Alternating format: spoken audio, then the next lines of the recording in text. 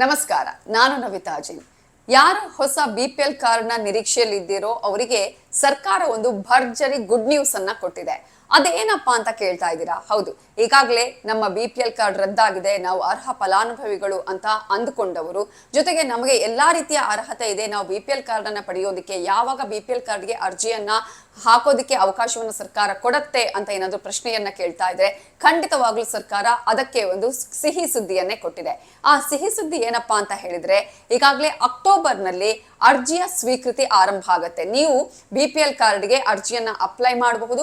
ಜೊತೆಗೆ BPL ಕಾರ್ಡ್ಗೆ ಅರ್ಜಿಯನ್ನ ಅಪ್ಲೈ ಮಾಡಿದ ನಂತರ ನಿಮ್ಗೆ ಹೊಸ BPL ಕಾರ್ಡ್ ಅನ್ನ ವಿತರಣೆ ಮಾಡೋದಕ್ಕೂ ಕೂಡ ಸರ್ಕಾರ ಈಗಾಗಲೇ ಚಿಂತನೆಯನ್ನ ಮಾಡಿದೆ. ಇಲ್ಲಿವರೆಗೂ ಈಗಾಗಲೇ ಅನರ್ಹ BPL ಕಾರ್ಡ್ದಾರರನ್ನ ಪರಿಷ್ಕರಣೆ ಮಾಡುವಂತಹ ಕೆಲಸವನ್ನ ಮಾಡ್ತಾ ಇದೆ.